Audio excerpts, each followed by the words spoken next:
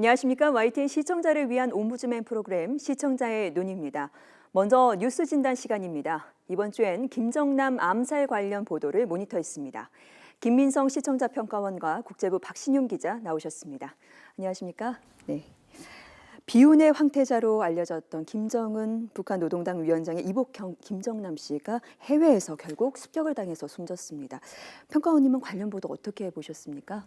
네, 지난 13일 오전 김정은 북한 노동당 위원장의 이복형인 김정남이 말레이시아 쿠알라룸푸르 공항에서 피살당했습니다. 마카오행 항공편을 탑승하기 위해 수속 절차를 밟고 있던 김정남에게 신원 미상의 여성 2명이 접근해 독극물을 침투시켰고 고통을 호소하던 김정남은 병원으로 이송 중 숨진 것으로 확인됐습니다. 독극물에 의한 피살인 것은 확실하나 구체적인 암살 방법과 관련해서는 독침설과 스프레이 분무설 등의 추측이 있습니다. 15일 오전 부검을 위해 쿠알라룸푸르 병원으로 시신을 이송했으며 저녁 무렵 부검을 마친 것으로 알려졌습니다. 한편 현지 경찰은 용의자 중 베트남과 인도네시아 여권을 소지한 여성 2명과 말레이시아 남성 1명을 체포했고 함께 범행에 가담한 것으로 추정되는 다른 용의자들을 더 추적하고 있다고 밝혔습니다.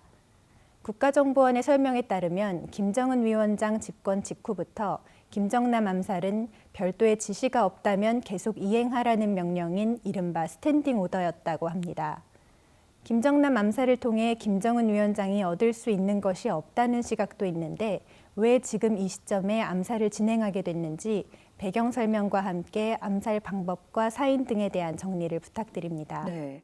이후로도 남녀 용의자들이 속속 체포가 됐고 시신 부검도 하면서 사건의 실마리가 조금씩 풀리고 있는 분위기인데요. 박신용 기자, 지금까지 밝혀진 내용을 한번 정리해 주시죠. 네. 이 북한 김정은 노동당 위원장의 이복형인 김정남은 1971년 북한 김정일 전 국방위원장과 본처인 성혜림 사이에서 태어난 첫 번째 아들입니다. 어린 시절부터 상당히 권위적인 성격의 호화로운 생활을 했고 1980년대에는 구소련과 스위스 제네바 등에서 유학 생활을 했는데요. 정보기술 분야에 관심이 많아서 북한의 IT 정책을 주도하며 한때 김정일의 후계자로도 주목받기도 했습니다. 하지만 이복 동생인 김정은 집권 이후에는 북한에 돌아가지 못하고 중국 마카오 등지를 떠돌았었는데요. 해외에 머무는 동안 일본 언론 등을 통해서는 북한의 3대 세습에 반대한다는 목소리를 내기도 했습니다. 때문에 김정은 입장에서는 이복형인 김정남은 자신의 우상화를 공고히 하는 데 있어서 눈에 가시였다고 볼 수 있을 텐데요. 김정남 피살과 관련해 이병호 국정원장은 평가원께서 말씀하신 대로 김정남 암살은 김정은 집권 이후 스탠딩 오더였다, 이런 표현을 썼습니다. 스탠딩 오더라는 것은 그러니까 김정은 집권 직후인 2012년 이후부터 반드시 처리해야 하는 명령이었다는 건데요. 지난 12일 북한 탄도미사일 발사 바로 다음 날에 김정남 피살 사건이 단행됐지만 이른바 타이밍은 아무런 의미가 없다고 설명한 것입니다. 또 이번 암살은 김정남이 자신의 통치에 있어서 위협이 된다는 김정은의 계산적인 행동이라기보다는 김정은의 편집광적인 성향이 반영된 것으로 평가된다는 설명을 덧붙였습니다. 하지만 왜 지금 김정남이 피살됐는지 이 시점에 대한 의미를 두는 여러 가지 분석들이 나오고 있는 것은 사실입니다. 일단 2월 16일 광명성절과 관련이 있다는 추측이 있습니다. 2월 16일은 바로 김정은 북한 노동당 위원장의 아버지인 김정일 국방위원장의 생일인데요. 북한에서는 최대 기념일 중에 하나입니다. 또 중국 언론에서도 이번 사건이 북한의 탄도미사일 시험 발사나 미국 도널드 트럼프 정부 출범과 또 시기적으로 맞물린다는 점, 또 다음 달에 열리는 한미 합동 군사훈련 등이 있다는 점에 의미를 두고 있습니다. 그런가 하면 북한 내부 체제 동요와 불안 상황에 주목을 해야 한다는 분석도 있는데요. 정권을 잡은 지 6년째인 김정은은 겉으로는 북한 최고 지도자의 입지를 확고히 한 것으로 비춰지고 있지만 태영호 영국 주재 북한 공사의 망명에서 보듯이 핵심 간부들이 잇단 처형과 숙청에 따른 북한 엘리트 계층의 동요가 심화되는 등 내부 상황이 흔들리고 있다는 점을 눈여겨봐야 한다는 것입니다. 또 일각에서는 최근 언론에 보도된 김정남의 한국 망명 시도가 이번 암살과 관련이 있는 것 아니냐는 관측도 내놨습니다. 2012년 국정원이 김정남을 데려오기로 했는데 김정남이 미국이나 유럽으로 가기를 원했다면서 김정남의 정보 가치가 크지 않다고 판단한 미국과 또 특별한 대우를 원했던 김정남의 협상이 결렬이 됐고, 이 가운데 한국 정부 입장에서도 김정남의 요구와 제공할 수 있는 것 간의 간극이 너무 커서 막판에 포기했다는 것입니다. 이와 관련해 북한 전문가들은 김정남 암살은 김정은의 직접적인 승인이나 동의 없이는 이루어질 수 없는 일이라면서 김정은이 최근 국내 언론에 2012년 김정남 망명 시도 보도를 접하고 격분해서 암살을 지시했거나 또 망명을 시도해서 김정은이 이것을 막고자 암살을 지시했을 가능성이 있다고 말했습니다. 하지만 이병호 국정원장은 이에 대해서는 사실 무근이라며 일축한 상황입니다. 김정남을 살해한 암살 수단에 대한 정보들도 아직까지 좀 엇갈리고 있는 부분이 있는데요. 처음에는 독침과 독이 든 스프레이, 또 독이 묻은 천 등 다양한 수단이 제기가 됐고요. 아직까지도 단시간에 피살될 정도로 독성이 심한 물질이 무엇인지는 밝혀지지 않은 상황입니다. 현지 매체인 말레이시아 키니는 경찰이 자세한 언급을 피했지만 독극물이 청산가리보다 강한 것이라고 밝혔다고 전했고, 또 AP통신도 김정남이 사망 직전에 독 스프레이를 맞았다는 말했다 이렇게 보도를 했는데요. 이 때문에 김정남이 독극물이 발린 천 또는 스프레이 공격을 받았을 가능성에 힘이 실리고 있는 상황입니다. 또 현재 한 언론은 김정남 부검 과정을 잘 아는 소식통을 인용해서 시신의 주사 자국은 없는 것으로 보인다고 보도했습니다. 이와 관련해 한국 정부도 현지에서 피살된 시신을 검안을 했고 사망자가 김정남이고 독극물에 의한 살해란 사실을 확인한 것으로 전해졌는데요. 때문에 범행 도구를 정확하게 파악하기까지는 부검 결과를 보고 분석이 더 필요하겠지만 지금까지 독살에 의한 사망 가능성은 분명해 보이는 상황입니다. 네. 수사 상황이 점점 더 좁혀지고 있는 분위기이긴 한데요. 평가원님은 이번 보도를 보면서 또 어떤 점을 또 생각하셨습니까? 네. 이번 김정남 암살 사건은 대내외 관계에도 새로운 긴장 구도를 조성할 것으로 보입니다. 우선 북한과 중국과의 관계에 새로운 긴장 구도가 조성될 수 있습니다. 국가정보원은 그동안 중국이 김정남과 그 가족의 신변을 보호해왔다는 점을 확인한 바 있습니다. 따라서 김정남 피살이 북한 소행으로 드러날 경우 중국의 불쾌감이 증폭할 가능성이 있으며 중국과의 관계 악화를 감수하면서까지 북측이 김정남을 암살한 배경에 대해서도 의문이 제기되고 있습니다. 우리 정부 역시 국가안전보장회 상임위원회를 소집하고 정확한 사실관계 파악과 이번 사건이 한반도 정세에 미칠 영향에 대한 논의를 진행하고 있습니다. 북한의 도발이나 특이 동향에 대한 대비책, 고위급 탈북 인사에 대한 신변 보호책 등이 필요하다는 의견도 있습니다. 정치적으로 민감한 시기인 만큼 김정남 암살 사건이 국내에 미칠 영향과 또 그 대응책에 대한 정리가 필요해 보입니다. 또한 북한의 향후 동향과 중국, 일본, 미국 등 주요 관계국의 움직임에 대한 언론의 지속적인 모니터링 부탁드립니다. 네. 요즘 국내 정세가 워낙 복잡한 시점에서 이번 사건이 큰 화제를 모아야 하는 이유가 뭘까 하고 의문을 갖는 분들도 사실 계시거든요. 박신윤 기자, 우리에게 미칠 파장은 뭘까요? 네, 일단 외국 언론들의 얘기를 좀 보면 김정남 피살이 남북 관계보다는 북중 관계에 더 큰 영향을 줄 것으로 보는 시각들이 좀 많은 편입니다. 김정남은 지난 2013년 처형된 고모부 장성택과 함께 북한의 대표적인 친중파 인사였는데요. 중국 망명 기간 무기거래 사업을 했던 김정남은 중국 내 고위 인사들과 오랜 기간 두터운 친분을 유지해온 것으로 알려졌습니다. 하지만 김정은이 후계자로 내정된 이듬해에도 중국 베이징에서 김정은의 암살 공작에 의해서 목숨을 잃을 뻔하다가 겨우 살아난 적이 있는데요. 당시 중국은 북한에 경고를 보냈었고요. 김정남에 대한 경호를 한층 강화하기도 했습니다. 따라서 중국의 경고에도 불구하고 이번에 북한이 김정남 암살을 단행한 것은 김정은이 중국 측에 북한의 유일한 지도자는 자신이라는 메시지를 보내는 것일 수도 있다, 이런 해석도 나오고 있습니다. 실제로 중국이 김정남을 보호하는 것에 대해 김정은은 매우 불쾌한 일로 간주해왔다고 하는데요. 중국이 김정은 정권 붕괴에 대비하는 차원이라는 이 해석이 뒤따르고 있기 때문입니다. 따라서 김정남 피살이 북한 소행으로 드러날 경우에 중국이 보호하는 인사를 암살했다는 점에서 중국 역시 불쾌감이 증폭할 가능성이 커 보입니다. 김정남 피살은 특히 북한의 북극성 2형 미사일 발사로 양국이 긴장 국면에 들어선 시점에서 발생했다는 점에서 양국 관계 악화 추세를 가속화하는 요소가 될 전망이 나오고 있습니다. 하지만 최근에 김정남의 비중이 미미해서 별로 영향을 미치지 못할 것이다. 이런 진단도 나오고 있습니다. 미국 월스트리트 저널은 중국 대학 교수의 말을 빌어서 김정남이 오래전 북한 정계를 벗어나서 영향력이 거의 없는 수준으로 약해졌다며 김정남의 죽음이 미국에 대북 선전 재료를 제공할 수는 있겠지만 북중 관계에 미치는 영향은 크지 않을 것이라고 말했습니다. 미국과 일본도 이 상황을 예의주시하기는 마찬가지입니다. 미국 국무부는 김정남 피살 직후 사안의 민감성을 의식해서 공식 반응을 좀 자제하는 편이었습니다만 로이터 통신 등 외신들을 보면 미국 정부는 북한 요원들이 김정남을 살해한 것으로 강하게 믿고 있다는 보도가 나오고 있습니다. 하지만 미국 입장에서도 이제 막 트럼프 정권이 들어섰고 북핵 해결에 중국에 대한 의존도가 컸던 만큼 북핵 해결 노력이 더 복잡하게 전개될 것으로 전망됩니다. 또 일본 정부 역시 김정남 암살과 관련한 정보를 수집하면서 북한 정세와 대북 관계에 미칠 영향을 예의주시하고 있는 것으로 전해졌습니다. 이와 함께 시청자 위원께서 말씀하신 대로 김정남의 피살은 남아있는 김정남의 가족뿐만 아니라 또 지금 남한에 내려와 있는 탈북자들의 불안감도 고조시키는 게 사실인데요.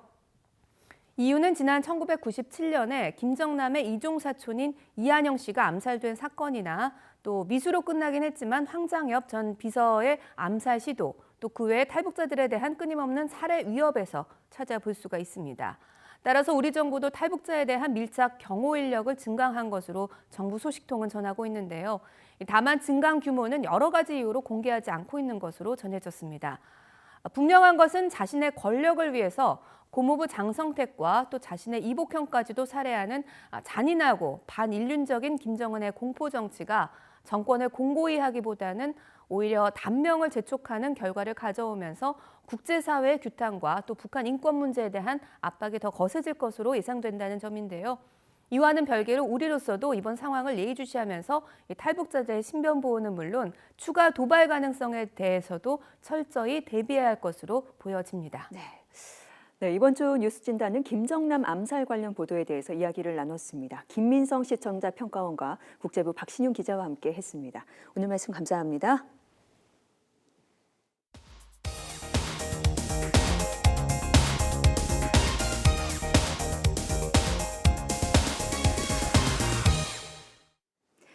지상파 DMB 채널인 YTN DMB 프로그램을 평가하는 내가 본 YTN 순서입니다.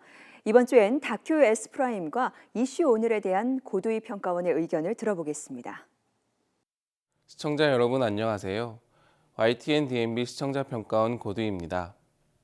시청자 여러분께서는 주로 무엇을 드시나요? 우리나라는 쌀을 주식으로 하는데요. 하지만 경제가 발전하고 다양한 먹거리가 등장하면서 쌀의 소비량이 점차 감소하고 있다고 합니다. 이에 반해 잡곡 소비량은 전년도보다 증가했는데요. 비록 큰 증가폭은 아니지만 밀가루와 같은 잡곡류 소비가 꾸준히 늘어난 것이 원인이라고 합니다. 다양한 잡곡류가 등장해 선택할 수 있는 식품의 폭이 넓어졌지만 그 중에서도 밀가루는 광범위한 변신으로 폭넓은 사랑을 받고 있는 곡류일 것입니다. YTN DMB에서 방영 중인 다큐 S프라임은 우리 인간의 삶 속에서 쉽게 지나칠 수 있는 일상을 다시 한번 되돌아보고 그 속에 숨어있는 의미를 찾고자 하는 프로그램입니다.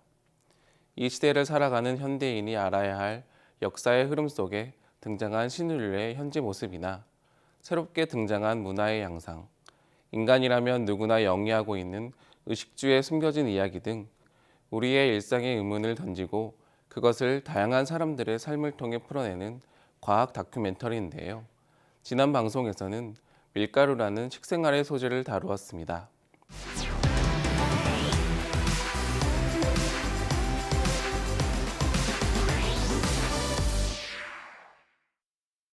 많은 분의 입맛을 사로잡은 밀가루를 소재로 진행된 밀가루 사랑해도 될까요 편은 크게 밀가루가 사람들에게 사랑받게 된 이유를 다룬 내용과 밀가루가 가지고 있는 위험성에 대한 정보를 전달하고 오해를 해소하기 위한 내용으로 나누어 진행됐습니다. 먼저 밀가루에 대한 사람들의 선호 부분에서는 밀가루가 가지고 있는 독특한 특성과 영양학적 성분, 역사적인 과정 등의 이유로 다루어졌는데요. 쌀, 옥수수와 함께 세계 3대 공유인 밀에 대한 정보를 전달해 흥미를 제공했습니다. 특히 세계 곡물 생산량의 2위라는 내용은 밀이 우리의 주된 식량이라 할 수 있는 쌀과 비교해도 뒤지지 않는 모습을 알 수 있게 했습니다. 역사적으로 15,000년 전부터 재배되어 왔고 현재에도 세계 100여 개 넘는 나라에서 재배되고 있다는 사실은 지금과 같은 밀가루 식품 열풍의 배경을 볼 수 있게 하는 다채로운 정보였습니다. 이뿐만 아니라 쌀과 밀의 영양 성분 차이를 표로 제시했는데요. 두 곡류의 영양 성분 차이가 크지 않으며 일부 영양소는 쌀보다도 밀가루가 더 뛰어나다는 내용을 소개해 밀가루에 대한 부정적인 시각을 가지고 있는 일부 시청자들에게 신선한 내용이었을 것입니다. 이는 기존의 인식을 다소 변화시킬 수 있는 다큐멘터리 프로그램의 좋은 장치로 보입니다. 이 밖에도 우리나라의 역사에서 찾을 수 있는 밀가루에 대한 내용은 일반적으로 밀가루 음식이 해외에서 건너온 것이라 생각되던 인식을 바꿔주었는데요. 1459년 조선왕조 초기의 어휘인 전순위가 작성한 우리나라 최초의 식품서 산가요록에도 밀가루에 대한 내용이 기록되어 있다는 내용이나 쌀 소비를 줄이기 위해서 혼분식 장려 운동을 통해 국민의 식생활을 개선하려고 했던 정부의 정책적인 모습은 밀가루 음식의 이용이 확대된 것이 어제 오늘 일이 아닌 것을 알 수 있게 해주었습니다. 그 중에서도 재미있었던 것은 일주일에 한 번 분식의 날을 정해서 면류나 보리쌀을 혼합해 판매했다는 내용과 현재 우리가 자주 먹는 설렁탕에 소면이 들어가게 된 계기가 혼분식 장려 운동이라는 것이었는데요. 일상적으로 자주 먹는 음식들이지만 음식들이 만들어지게 된 계기를 자연스럽게 전달된 것이 매우 좋았습니다. 또한 밀가루 식품의 열풍에 대한 내용을 역사적 사실에 기반을 둬 전달한 것 이외에도 전문가의 의견을 통해 식품 영양학적 내용까지 다뤄 전체적인 프로그램의 신뢰성을 얻을 수 있었습니다. 뒤이어 밀가루의 위험성에 대한 정보와 오해에 대한 내용이 전달됐는데요. 밀가루가 소화불량의 원인인지와 우리나라에서 판매되고 있는 밀가루의 오해에 대해 다루어졌습니다. 서구 사회에서는 밀가루가 물을 만나면서 발생하는 글루텐을 소화하지 못하는 셀리악병이 문제가 될 수 있지만 우리나라를 포함한 아시아권에서는 셀리악병이 발생한 사례가 많지 않다는 사실을 추가로 함께 전달해 밀가루 음식에 대한 오해를 다소 해소시켰습니다. 최근 글루텐 프리 운동으로 다양한 글루텐 프리 음식이 등장하였지만 글루텐이 빠진 자리에 당분이나 지방 등 다른 성분이 들어가면서 추가적인 문제가 발생할 수 있다는 것도 밀가루 그 자체에 대한 오해를 줄일 수 있는 부분이었습니다. 우리나라의 경우 유통되는 밀가루의 95%가 밀을 수입해 용도에 맞게 재분한 국내 가공 밀가루라고 합니다. 밀을 수입과 재분해서 생길 수 있는 표백제의 문제나 농약의 문제 등을 실제 재분업계에 종사하고 있는 전문가를 통해서 내용이 전달됐는데요. 이는 밀가루에 대한 근본적인 불안감을 일부 해소할 수 있는 내용이었습니다. 이번 다큐 S프라임의 밀가루 사랑해도 될까요 편은 밀가루에 대한 일반적인 상식과 오해를 자세히 다루었는데요. 밀가루 음식에 대한 시청자들의 오해를 해소하고 관심을 끌기에 좋은 내용의 프로그램이었습니다.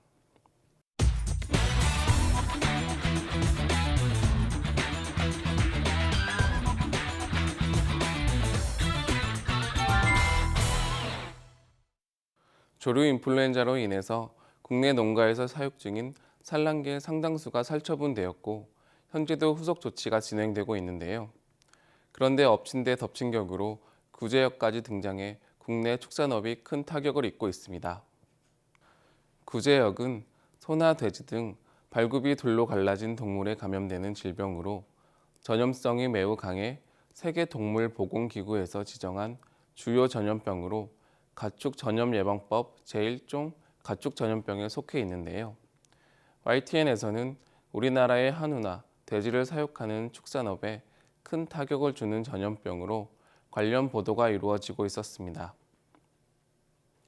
충북 보은군에서 구제역 O형 한우가 발생해 매몰 처분이 이루어졌다는 내용과 보은에서 구제역 바이러스가 광범위하게 퍼졌을 가능성을 언급했는데요.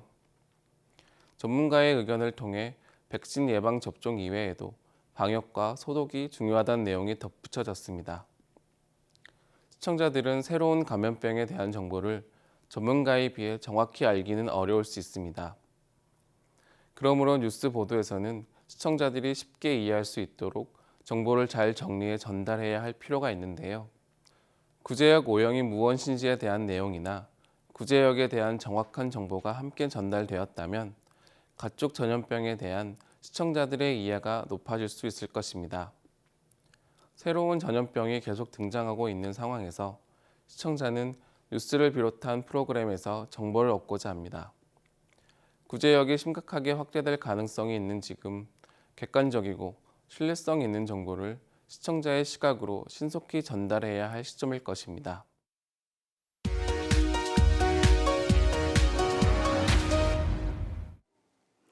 이번 순서는 시청자들의 지적사항을 정리한 모니터 보고 시간입니다. 이 YTN 뉴스를 시청하다 보면 적절치 못한 자막이나 그래픽이 종종 나타나는데 시청자들은 좀 더 세심한 주의를 당부했습니다. 지난 15일 김정남 피살 이후 남은 가족들의 거취와 행방에 대한 관심이 집중되고 있는 시점에 관련된 인물들을 하나하나 짚어준 기사가 있었습니다. 그러나 관련 보도의 배꼽 자막으로 떨고 있는 남은 김 씨들로 고지했는데 김 씨 성을 가진 일반인을 배려하지 못한 아쉬움과 사안의 비중에 비해 다소 가벼운 느낌이 있었다는 지적이 있었습니다. 같은 날 피살 당시 상황을 표현한 김정남 독살 용의자인 북한 공작원을 나타낸 그래픽에서 오피스룩 복장의 공황 관계자처럼 보이게 한 부분은 적절치 않았다는 지적이 있었습니다. 그리고 김정남 다음 위험한 상황의 인물은 누구일까라는 주제로 대담을 진행하는 과정에서 김정은의 형인 장남 김정철에 대한 그래픽 화면에 김정일과 고영희가 낳은 차남이라고 잘못 표기한 오류가 있었습니다. 그런가 하면 특검에 소환된 삼성 박상진 사장과 황성수 전무가 18시간 가까이 조사를 받고 새벽에 귀가했다는 소식을 전하면서 황상수로 잘못 전달한 자막이 있었는데 이 같은 오류는 뉴스의 완성도와 신뢰도를 떨어뜨린다는 시청자들의 지적이 있었습니다.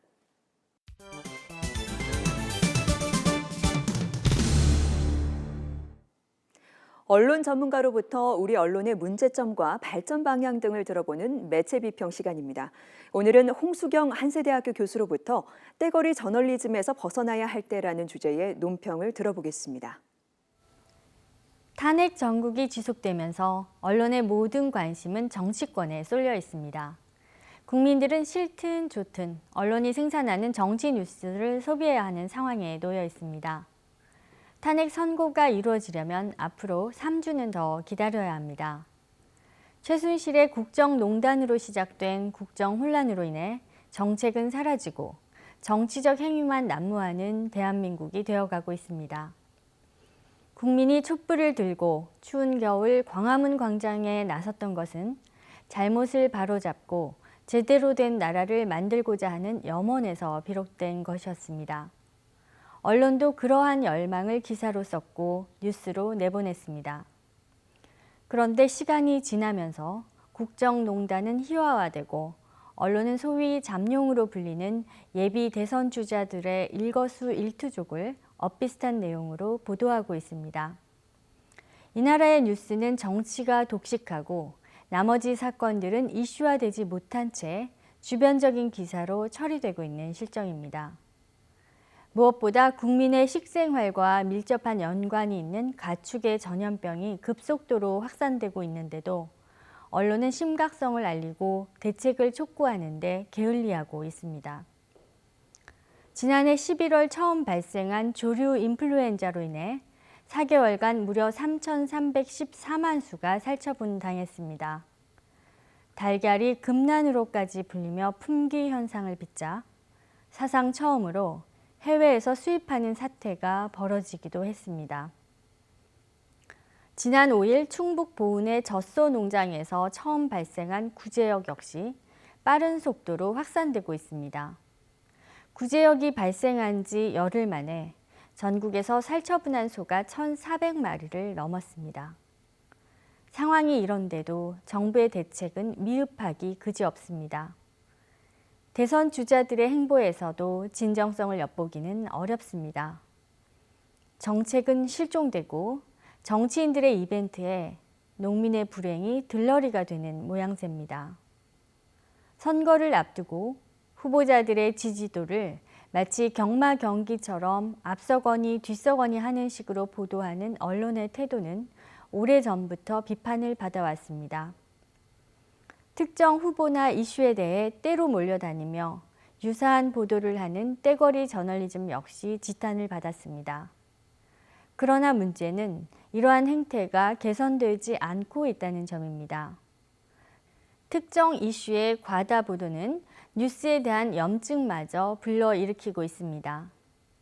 사람들은 언론이 보도하는 이슈를 중요한 것으로 생각하는 경향이 있습니다. 언론이 집중적으로 반복해서 보도하면 그 사안에 대해 관심을 갖게 될 수밖에 없습니다. 연일 헤드라인 뉴스와 기자 리포트, 집중 분석으로 보도하는 정치 뉴스가 그렇습니다. 그러나 단신으로 처리하는 뉴스는 상대적으로 덜 중요하게 생각됩니다. 조류 인플루엔자나 구제역, 안전사고 등은 현재 정치 이슈에 묻혀 변두리 뉴스로 간주되고 있습니다. 우리는 다양성의 시대에 살고 있지만 언론은 여전히 때로 몰려다니며 비슷한 뉴스를 생산하고 있습니다. 그로 인해 묻히고 있는 중요한 이슈에 대해 언론은 다시 한번 심각하게 고민해야 할 필요가 있습니다. 무엇이 중요한 뉴스인가? 남이 다 한다고 따라해야 하는가? 현 상황에 대한 언론의 자성이 요구됩니다.